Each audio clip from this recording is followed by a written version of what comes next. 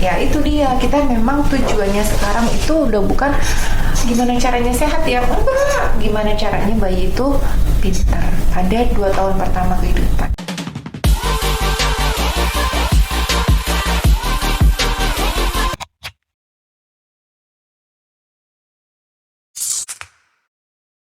Assalamualaikum warahmatullahi wabarakatuh. Halo Sobat Sukandar, welcome to Sukandar Podcast. Selamat Hari ASI Sedunia yang jatuh pada tanggal 1 Agustus 2023. Nah, sesuai Hari ASI hari ini, kita akan bahas tentang ASI dong pastinya. Dan kita akan mengangkat tema ASI apakah sudah betul implementasinya? Nah, kita berkesempatan membahas dengan dokter yang sangat cantik nih. Dokter yang sudah expert di bidang mengasihi. Ini dia, Dokter Revina Intan Asmarani, SPA. Halo dokter. Halo, selamat siang. Gimana nih dok, kabarnya dok? Baik banget mbak, baik banget. Makasih banget udah diundang di podcastnya Sukandar. Oke dok. Keren banget ternyata. Waduh, alhamdulillah. Boleh sapa dulu deh sobat Sukandarnya dok. Ya, halo. Assalamualaikum warahmatullahi wabarakatuh. Ibu-ibu di rumah semua yang punya anak, apalagi yang baru lahir anaknya, semoga dengan acara ini bisa bermanfaat, bisa semakin semangat ASINya, semakin tahu apa arti menyusui, karena ASINya emang penting banget. Jadi kita ikutin terus di sini, moga-moga bermanfaat untuk semuanya. Oke, semoga selalu bermanfaat ya dok ya. Oke dok, untuk mempersingkat waktu nih dok, boleh nggak sih dok langsung aja ke pertanyaan pertama dok? Oke, boleh. Oke dok, aku pengen tanya nih dok, yang pertanyaan yang paling mendasar nih dok. Sebetulnya tuh dok, ASI itu seberapa penting sih dok buat baby? Apa ada komponen-komponen khusus dok di dalam ASI tersebut? Jadi harus penting buat babynya.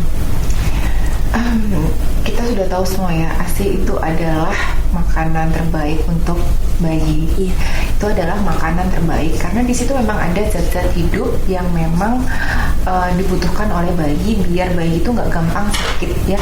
Kayak kita baru melahirkan keluar kolostrum, banyak imunoglobulinnya ya. Jadinya memang ASI itu bermanfaat banget. Bahkan saat mamanya sakit ya, kan biasanya kalau kita batuk pilek, takut ketularan dia bayi gimana? Nah, itu bahkan di ASI sudah menciptakan tentara tubuh supaya bisa melawan penyakit, jaga-jaga kalau bayinya ketularan. Wah, keren banget ya. Keren banget. Terus kita sebagai orang tua, kita pengennya anak kita pintar ya. Gimana caranya anak kita pintar? Itulah yang kita kerja pagi, siang, sore, malam. Fungsinya itu untuk gimana anak kita pintar. Dan ternyata ASI itu bisa buat anak pintar ya, bisa ningkatin IQ, bisa ningkatin bonding dengan direct breastfeeding. Bahkan ASI siang dan ASI malam itu beda ya. Jadi kalau ASI siang itu banyak proteinnya, ASI malam banyak lemaknya. Kenapa kalau siang banyak proteinnya? Soalnya yang siang itu biar bayinya bisa main gitu.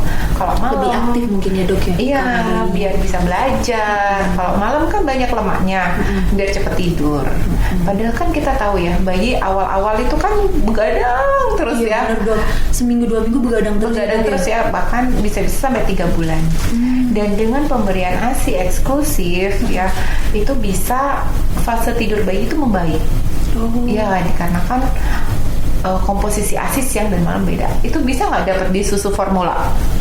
Kayaknya nggak mungkin ya. Susu formula kan tetap aja tuh sama. Pagi kaleng ini, malam kaleng ini kan betul. Sama aja ya. Itu nggak akan bisa didapatkan oleh susu formula manapun. Gitu. Banyak banget ya dok ya. Jadi untuk komponen-komponen yang ASI yang penting banyak di awal ada kolostrum, untuk IQ juga, untuk lemak, daya tahan tubuh. Banyak banget ya dok ya. Oke dok, aku pengen tahu nih dok tipsnya untuk para calon moms nih dok, supaya bisa mengasihi itu apa ya dok ya? Biar bisa 6 bulan lah minimal dok. Ya. Jadi kita kan pengennya tuh 6 bulan ASI dulu ya. Harusnya sih nggak 6 bulan sih. Cita-cita itu kan harusnya paling 2 tinggi tahun ya. Jadi cita-cita itu adalah yang paling tinggi itu 2 tahun ya. Tapi kita sebenarnya bisa ya. Jadi 2 tahun pakai ASI, setelah 2 tahun pakai apa? Nggak pakai susu. Ya. Langsung di stop dong. Langsung di stop. Makan nggak pakai susu, itu yang kita sering salah. Jadi kita nggak turun ke susu formula lagi setelah ASI-nya di stop. ASI di stop, gitu kan. Yang harus kita lakukan ya, yang pertama kali ya waktu ibu hamil, yang pertama kali adalah cari rumah sakit yang tepat, yaitu rumah sakit yang sayang ibu. Jadinya mereka support kita banget untuk mengasihi. Jadi bayi lahir langsung dilakukan inisiasi menyusui dini. Habis IMD terus dilakukan rawat gabung. Habis rawat gabung ibunya dibantu untuk menyusui secara aktif. Ya, kalau stimulasi ini sudah dilakukan, pasti keluar ASI-nya. Pasti bisa menyusui selama 6 bulan dengan pendampingan konselor laktasi gitu. Jadi kontrol setiap bulan selain imunisasi juga kontrol untuk ASI-nya. Jadi bilang, dok, ini ASI saya mulai turun nih, diapain nih gitu. Solusinya apa nih? Berat badannya nggak bagus nih dengan ASI, diapain nih? Nah, ini harus konsultasi juga ke dokter anak boleh, ke konselor laktasi boleh. Jadi sebelum memutuskan formula harus ada pendampingan dulu. Karena memang yang jebakan pertama adalah ASI nggak keluar di awal kehidupan. Jadi bayinya lahir, ASI-nya belum keluar. Nah itu tuh jebakan pertama ya. Jadi kita sebagai tenaga kesehatan, kita support itu, tetap disusuin meskipun ASI nggak keluar, kita tetap pendampingan. Mungkin bisa jadi ya, ASI-nya itu dipencet nggak keluar, tapi di susu anaknya keluar. Oh, bisa gitu ya? Bisa gitu kan. Nah itu taunya dari berat badannya tuh yang nggak naik. Berat badannya turunnya nggak banyak, karena pada 5 hari pertama biasanya berat badan turun, gitu kan. Nah kalau memang penurunan nggak banyak, mungkin dia sudah minum tuh, sudah ngenyot tuh, tapi dipencet nggak keluar, bisa jadi seperti itu. Nah, tadi kan dokter Rewina kan cerita ya kalau biasanya jebakan pertama itu ASI yang nggak keluar di awal tuh. Nah, biasanya dok, awal-awal kalau tahu ASI-nya nggak keluar tuh ada nggak sih dok nutrisi-nutrisi yang harus diminum atau dikonsumsi sama ibunya biar ASI-nya keluar semakin banyak atau biar lancar?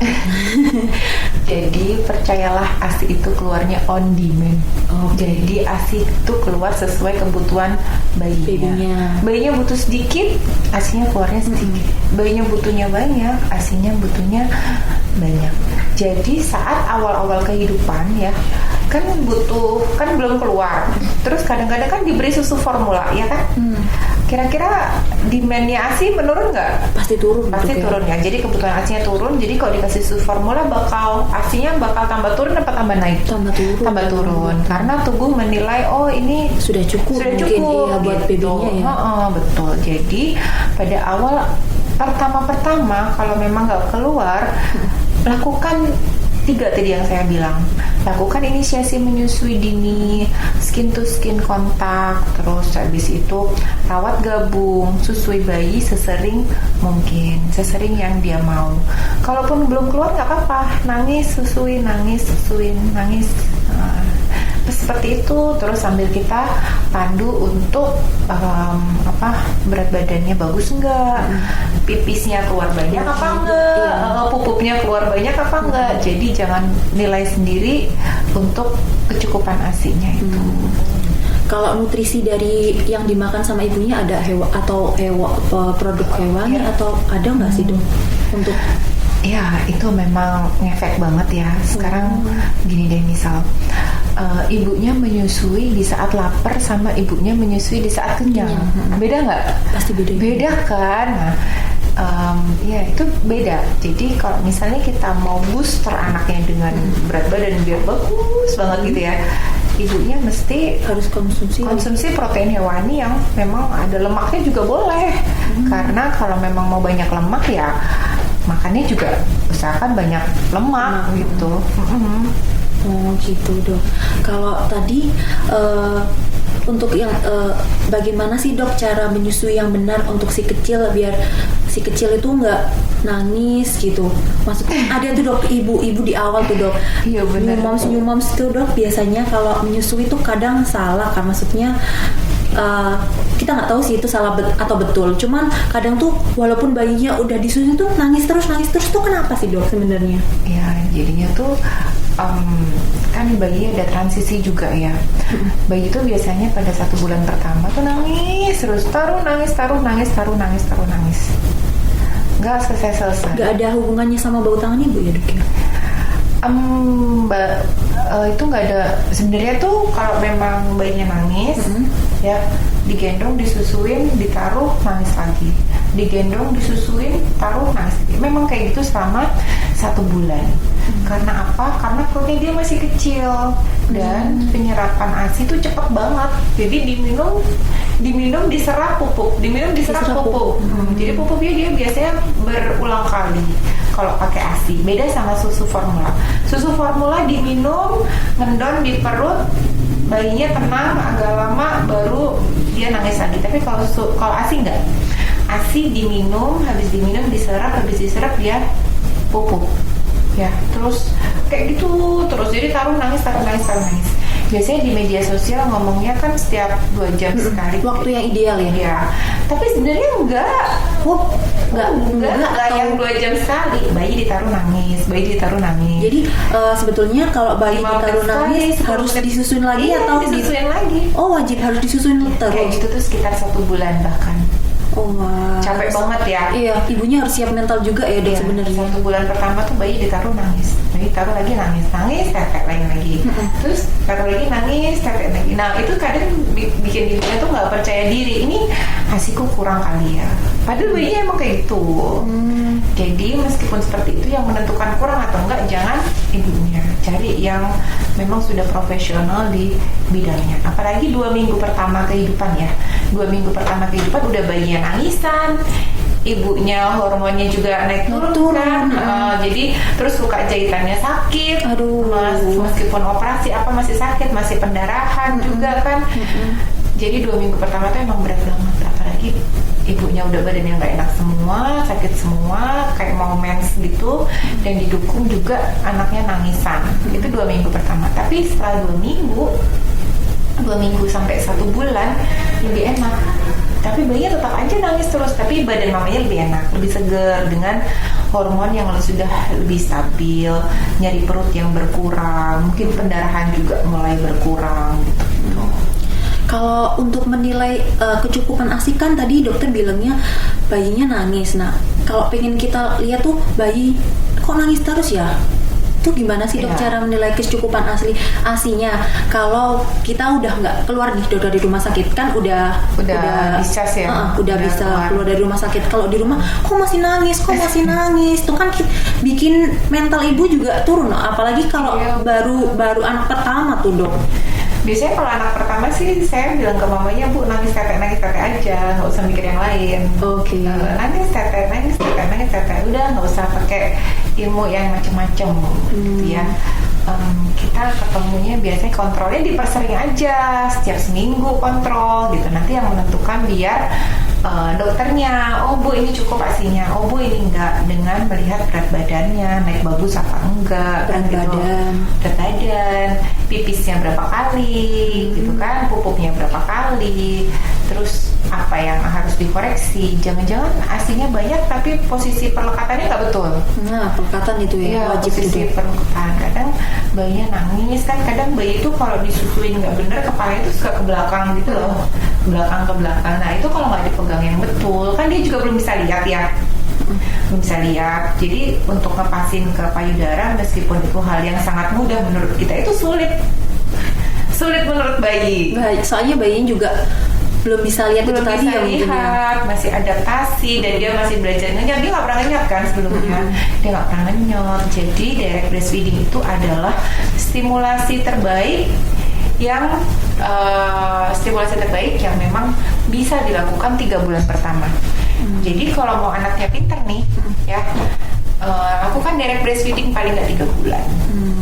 Kalau untuk tadi kan dokter bilang ya dok, pelekatan itu membantu, maksudnya yang menentukan tuh kan. Tuh sebetulnya ada nggak sih dok posisi pelekatan yang tepat untuk new moms biar bayinya tuh nggak bingung? Ya. Kalau posisi perlekatan itu lebih baik konsultasi ya, karena posisi perlekatan itu ditentukan dengan besarnya payudara. Kan beda ya, setiap perempuan kan payudaranya beda. Payudaranya berbeda, cara pegang bayinya itu kadang beda-beda juga gitu loh. Kadang enak yang lewat samping, kadang lewat silang, kadang enak lewat biasa aja ya. Kalau misalnya payudaranya nggak begitu besar, lewat posisi mana aja oke. Tapi kalau payudaranya besar ya, kayak modelnya buah pepaya gitu, kalau itu kepala bayinya sama teteknya itu besaran payudaranya kan. Jadi itu payudaranya bisa masuk ke dalamnya payudara. Kepala itu masuk, jadi nggak bisa kontrol mamanya. Itu yang sulit. Nah, jadi harus konsultasi dulu ke dokter. Konsultasi, soalnya bentuk payudara beda-beda. Puting payudara juga beda-beda. Ada yang dikenyot langsung panjang, ada yang dikenyot pendek, ada yang masuk bahkan. Nah itu kan beda-beda. Nah itu bisa diperbaiki dengan posisi dan perlekatan yang bagus. Dan netek itu susah banget buat bayi, tapi dengan posisi perlekatan yang bagus, dari bayi nggak bisa dia jadi bisa. Jadi kalau misalnya dari bayi nggak bisa jadi bisa, bayinya lebih pinter nggak? Pinter kan? Ya itu dia. Kita memang tujuannya sekarang itu udah bukan gimana caranya sehat ya, enggak. Gimana caranya bayi itu pinter pada 2 tahun pertama kehidupan. 2 tahun pertama ini kita melewati dengan baik, berat badan oke, ASI oke, empati oke, aduh pinter bayinya. Wah, kalau gede udah pinter ya dok pasti. Iya, bayi pinter itu bisa sarjana, nggak sakit-sakitan. Apa sih yang kita cari selain kayak gini ya? Oke, betul. Nah dok, tadi kan kalau seandainya nih dok, ibunya udah menilai kalau ASI-nya itu nggak cukup. Nah, menurut ibunya kan dok, nah gimana sih dok sebetulnya waktu ketepatan waktu kalau ngerasa ASI ini kurang, kapan sih dok untuk menentukan bayi ini kurang, harus pakai susu formula nih, harus ada donor ASI nih, kapan sih dok sebetulnya dok? Donor ASI. Jadi untuk pemberian ASI, kalau ASI-nya kurang, itu kan harus dinilai dulu. Oh ini emang beneran kurang loh bu, gitu ya. Misalnya ini berat badannya nggak naik adekuat, ya. Tapi kalaupun berat badan dia nggak naik adekuat, ada beberapa yang kita koreksi. Seperti yang pertama posisi perlekatan. Jadi ibunya, bayinya, ibunya dicek, bayinya dicek. Ibunya tuh kayak apa? Ibunya sakit ya kan. Kalau ibunya sakit mesti dibuat sehat dulu. Yang kedua misalnya ibunya nggak suka makan, kan harus dikoreksi dulu pola makannya, ya kan. Atau ibunya ada anemi, ya. Jadi kan ibunya dikoreksi dulu. Setelah ibunya dikoreksi, anaknya dikoreksi. Ada tangkai kah? Kayak gitu-gitu. Anaknya sakit kah? Jadi harus lihat antara ibu dan anaknya juga. Bukan cuma anak ya dok. Bukan cuma nggak cukup aja. Terus kalau udah dua-duanya dilihat, dicek posisi perlekatannya bagus apa enggak. Kayak gitu. Jadi panjang banget ceritanya. Atau dia mau susu formula, sudah kan memang ASI itu menurun di 4-6 bulan. Itu memang menurun. Ada faktornya mungkin dok? Nggak, atau memang emang menurun. alamiah? Alamiah. Jadi sering nggak sih di sosmed itu dengerin mau ASI-nya banyak nih, ya. Padahal sudah 4-6 bulan. 4-6 bulan ASI-nya memang menurun. Nanti usia 8 bulan akan semakin menurun, usia 1 tahun semakin menurun, 2 tahun apalagi yang waktunya sapi. Udah waktunya selesai. Tapi yang kita lihat adalah ibu-ibu tetap berlomba-lomba untuk menambah ASI. Itu benar nggak tuh? Kan? Padahal kebutuhan bayinya memang sudah cukup sampai 2 tahun. Tapi ibunya memang mau nambahin lagi, kayak waktunya makan, tapi ASI-nya banyak, gitu kan. Memang kalau waktunya 6 bulan, waktunya makan, ASI-nya semakin pasti ikut turun harusnya. Karena sudah digantikan oleh makanan. Tapi apa yang terjadi di kita? ASI-nya kalau ASI turun pasti panik. Padahal jadwalnya udah waktunya jadwal makan. Jadwal makanan itu. Ya. Itu kan perlu pendampingan ya supaya bisa melewati ini dengan baik. Menarik banget nih dok ASI. Bahas ASI menarik banget. Oke dok, pertanyaan selanjutnya nih dok. Mengarah ke untuk working mom nih. Working mom. Oh ya, sesuai dengan pekan ASI kita. Iya. Working mom. Sebetulnya dok, kapan sih dok working mom harus menyaplai ASI? apabila rata-rata kan 3 bulan kan dok, cutinya Ya, habis tapi 3 kan- bulan. Tapi itu pun 1 bulan sebelum, 2 bulan setelah ya? Iya, rata-rata kan Atau 1,5 ya? ya kita ambil rata-rata 3 bulan lah dok. Nah 3 itu harus bulan. kembali lagi kapan nih dok kira-kira waktu yang tepat untuk pompa ASI dan breastfeeding. Banyak yang ditemuin di lapangan, bayi lahir udah bingung untuk pompa, ya kan? Padahal fungsinya apa sih sebenarnya cuti melahirkan itu? Fungsi cuti melahirkan itu nggak buat pompa ASI, ya nggak sih? Cuti melahirkan tuh buat supply ASI apa buat pendekatan ke bayi? Pendekatan kayaknya. Iya kan? Jadi istilah 3 bulan pertama selama cuti untuk bonding sama bayinya, main. Jadi jangan-jangan 3 bulan cuma bingung pompa doang. Padahal yang kita butuhin apa? Main ciluba, ya kan? Pelukan sama bayinya, terus habis itu main sama bayinya. Jangan cuman nyetok ASI aja. Padahal yang kita cari itu bondingnya sebenarnya. Ya, jadi yang bisa buat ibunya bertahan untuk mengasihi adalah kenangannya dia waktu Bersama ibu. waktu 3 bulan 3 bulan pertama. Itu yang membuat ibunya kuat kerja. Kan pisah langsung nangis kan ya? Iya. Heeh. Kalau pisah rata-rata langsung rewel dok. Langsung rewel. Yang rewel mamanya apa anaknya? Dua-duanya kali. Dua-duanya kan rewel. Yang jaga juga ikut rewel kayaknya di rumah dok. Pusing soalnya. Ya, jadi usahakan 3 bulan ini kita membuat ya main ciluba, kita ngerti. Oh ini anakku bangun jam segini loh, tidur jam segini loh. Anakku sukanya main ini loh, sukanya warna ini loh. Nah gitu-gitu usahakan 3 bulan pertama tuh kita bisa kenal sama anak kita bisa adaptasi. Jadi waktu kita tinggal kita sudah ngerti anak kita seperti apa melebihi yang lain. Oke. Terus untuk pemberian waktu kapan yang tepat untuk mulai pompa dok? Ya, jadi usahakan ya. Kalau saya ya sebagai breastfeeding consultant, 2 minggu pertama adalah masa-masa adaptasi ibu dan anak. Ya, jadi 2 minggu ini nikmati hari-hari, usahakan posisi perlekatan yang benar, makan yang enak gitu ya. Dinikmatin dulu sama bayinya, makan yang enak 2 minggu pertama. Kalau memang sudah makan enak 2 minggu pertama, nanti kita baru mulai start pumping boleh pada 1 bulan sebelum bekerja. 1 bulan sebelum kerja kita mulai. 1 bulan idealnya. 1 bulan sebelum mulai kerja kita bisa mulai pumping. Terus abis itu mulai 2 minggu sebelum kerja baru coba botol. Tapi botol nggak boleh ya. Kita bisa gunakan media lain selain DOT ya, karena DOT itu ininya terlalu cepat, alirannya dia terlalu cepat, jadi dia bisa tersendat.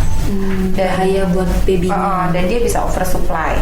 Jadi yang digunakan adalah media lain selain DOT, tapi memang penggunaannya lebih sulit karena memang jalan yang benar adalah jalan yang sulit. Apa nih dok? Media lainnya apa dok? Ada cup feeder, ada spuit ya. Cup feeder itu yang kayak sloki kecil. Kalau yang fluid tadi? Ada juga yang ini apa namanya pakai spuit gitu. Saya ada sih videonya nanti. Oke, nanti bisa ditayangin juga. Oke dok, segitu aja kali ya dok ya. Ya. Lanjut kita ke question box. Kemarin boleh. kita udah kasih di question box di IG-nya Sukandar dok. Boleh. Pertanyaan pertama dok, saya bacain ya dok.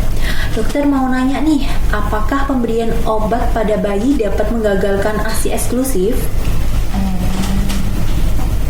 ASI eksklusif itu maksudnya adalah ASI aja tanpa obat. Iya, mungkin tanpa sufor, tanpa donor, jadi cuma ASI yang diberikan pada bayi.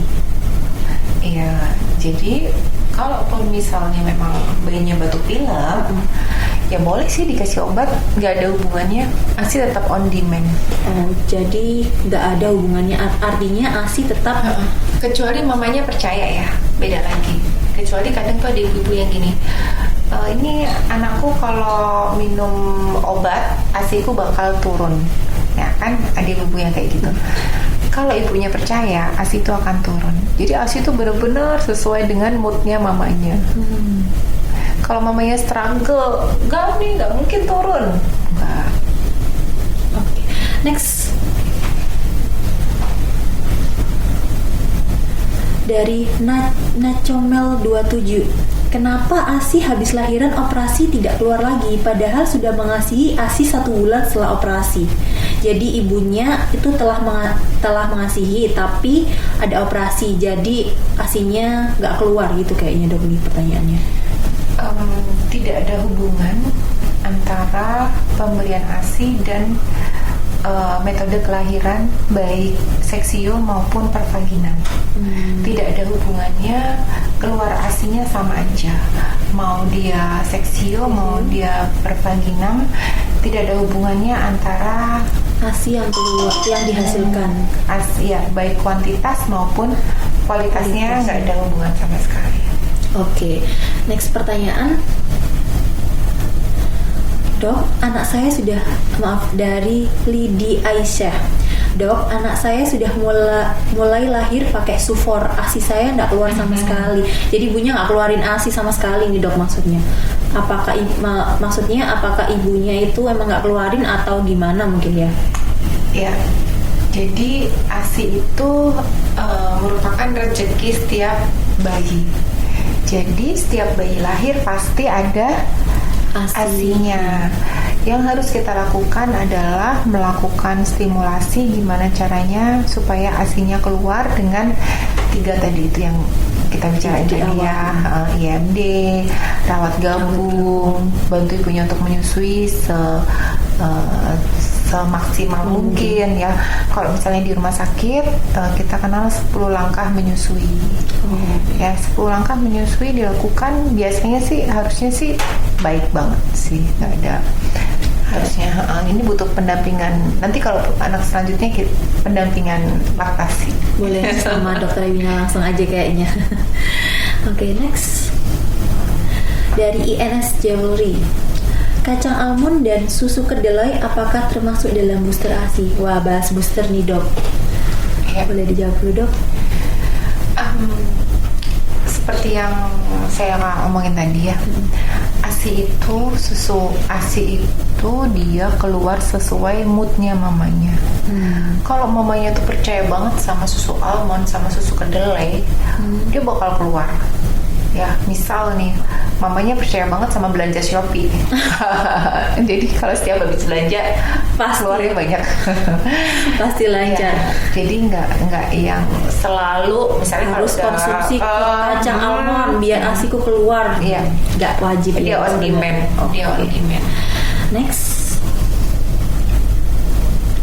Adifah Hikmawati.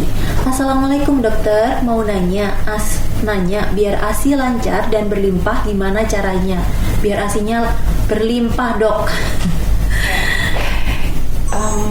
Sebenarnya ASI itu enaknya tuh keluarnya tuh nggak berlimpah sebenarnya. Harus cukup mungkin ya dok ya. Enak tuh pas aja gitu. Pas kita butuh ASI, pas kita mau pumping ada ASInya. Pas bayinya nangis ada ASInya. Tapi juga nggak banyak banget yang kalau banyak itu kita jalan sebentar ASI udah mendung sampai rembes sampai baju basah kita nggak bisa kerja, itu juga nggak enak juga. Masih belum 3 jam 4 jam udah harus pumping lagi karena nyeri, itu nggak enak banget. Hubungan ada apalagi hubungan sama mastitis udah nggak enak banget. Oh ya, sakit banget mastitis. Biasanya habis mastitis itu ASInya juga menurun. Ya, jadi yang enak itu yang pas-pas aja, pas butuh pas ada. Jadi kalau memang sudah turun dilihat juga nih bayinya usia berapa, jangan-jangan udah butuh empasi, jangan-jangan memang bayinya udah gede kayak gitu-gitu. Oke, next. Oke, sepertinya sudah selesai. Sudah selesai. Oke. Kita lanjut main-main bentar nih dok. Pengen main-main nih dok. Di mitos atau fakta. Ibu hamil atau menyusui harus makan lebih banyak, mitos atau fakta dok? ibu hamil atau menyusui harus makan lebih iya banyak. dong. Oh, berarti fakta ya dok ya? Fakta apa mitos ya? Pokoknya ibu hamil dan menyusui nggak boleh susah. Oke, Kadang harus itu bahagia selalu. iya, kadang tuh nyusuin bayi terus nggak sempat makan, akhirnya beratnya nggak naik. Itu mitos atau fakta berarti ya? Jatuhnya. Yang penting ibu bahagia gitu ya. Iya, makan yang banyak. Berat badannya jangan turun. Kan biasanya turun tuh habis lahiran. Jangan sampai turun banyak. Nanti kemungkinan sih makannya kurang banyak gitu. Kayaknya berarti fakta kali ya dok. Berarti Fakta ya? Fakta kali ya. Kan ibu harus nutrisinya juga harus banyak juga Iya kan dok. sih. Berarti mungkin Kan fakta dia kali. makan 2 kali lipat juga ya. Iya, buat si babynya juga. Oke, fakta mungkin ya. Dok. Iya, betul. Oke, pertanyaan kedua. Mitos atau fakta? Menyusui bayi adalah menyusui bayi apakah harus 15 sampai 30 menit? Mungkin hubungannya formil. Nah, itu dia. Memang kita ada hand milk, formil gitu ya. Tapi sebenarnya bayi itu menyusu sampai dia sleep on breast. Jadinya dia tidur di payudara ibu. Nanti dilepas sendiri. Nanti ditaruh kasur, bangun, disusuin lagi. Jadi Ya. bayi selesai menyusui Maunya dia sendiri. bukan ditentukan waktu 15 sampai 30 menit Iya. ya, Dok ya. Kecuali dalam 20 menit penyusuan belum selesai. Nanti Terus ditarik. 20 menit ganti payudara. Oh, 20 menit ganti payudara. Tapi untuk biasanya sih 80% perempuan ASI-nya cukup. satu Ya. payudara. 80% perempuan diciptakan ASI-nya cukup. Satu porsi satu payudara biasanya ya. Jadi semakin pede aja sebenarnya. Berarti mitos tergantung bayinya. Nggak harus 15 sampai Nggak harus kecuali 15. pumping ya. Pumping memang per payudara 15 sampai 20 menit atau sampai tetesan terakhir. Oke. Berarti kalau yang langsung IBF itu tergantung bayinya, tapi kalau pumping memang 15 sampai 20 Tapi ada menit. juga kan misal ASI-nya udah dikit banget ya keluar, terus disusuin. Kadang 20 menit nggak selesai ya. Memang kalau pada penyusuan yang sangat lama sampai dengan 20 menit kemungkinan ada ASI-nya itu kurang. Nah, itu kalau udah 20 menit bisa ganti Pindah payudara. posisi. Oke. Next pertanyaan, pada ibu yang baby blues bikin ASI seret, mitos atau fakta dong? Iya, Fakta. iya fakta. Jadi harus itu lihat ibunya Kalau harus dia kalau ibunya baby blues harus dicari kesulitannya apa yang membuat baby blues, konsultasi ke ahlinya, profesional ya, ke psikiatri. Nanti ada konseling ibunya, konseling keluarga, gimana caranya menyelesaikan masalah dengan baik. Nanti baru ASI-nya bisa keluar dengan baik. Oke. Berarti fakta. Baby blues bikin ASI seret, fakta ya dok ya. Fakta. Pertanyaan selanjutnya, mandi ASI bisa membuat kulit bayi lebih sehat. Banyak banget nih dok di media Enggak. sosial nih dok. Enggak. Berarti mitos.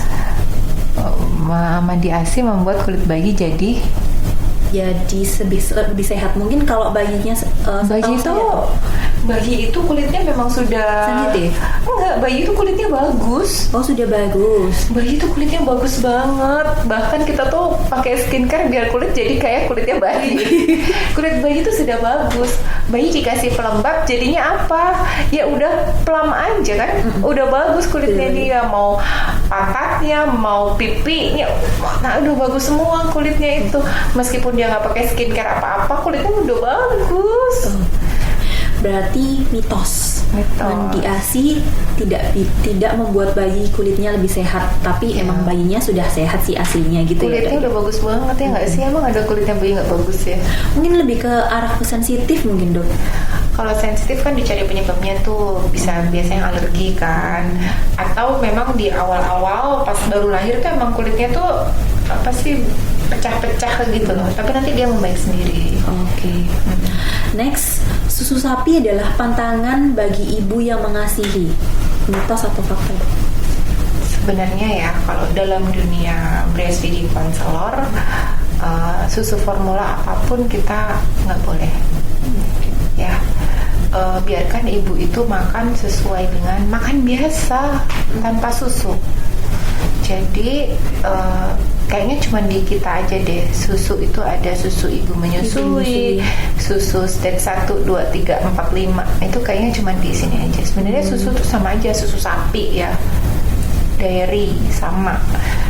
Kita aja yang beda-beda, sama aja sebenarnya kan. Jadi mitos atau fakta dok? Apa tadi pertanyaannya? Susu sapi adalah pantangan bagi ibu yang mengasihi.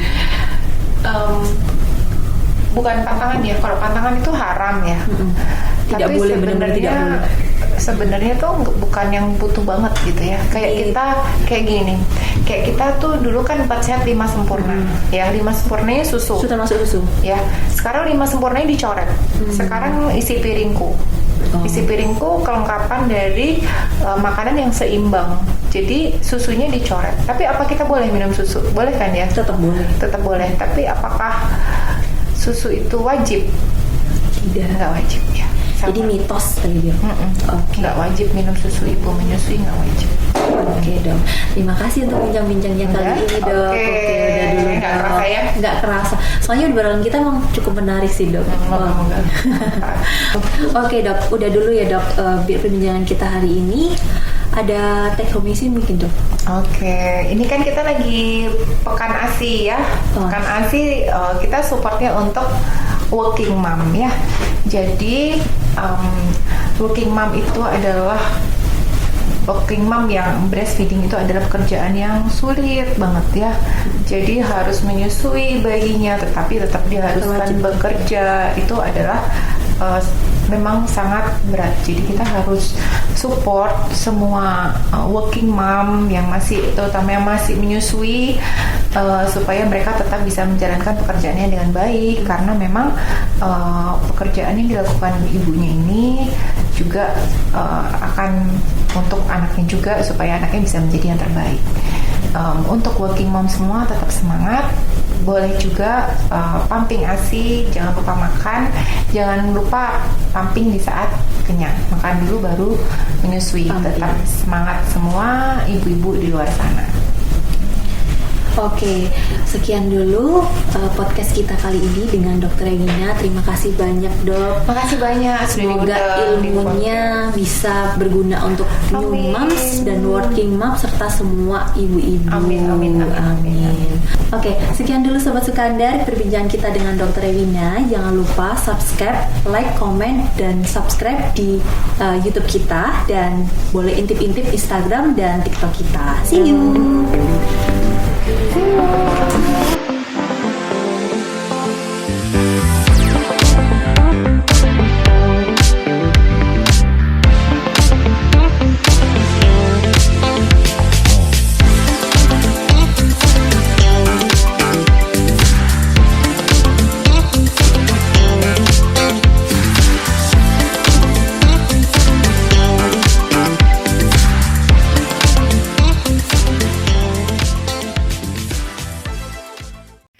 Sobat Sukandar semuanya, nantikan konten kami di Sukandar Podcast. Stay tune di akun YouTube kami ya, RSUD Profesor Dr. Sukandar, dan akun sosial media yang lain. Jangan lupa subscribe dan follow ya. See you!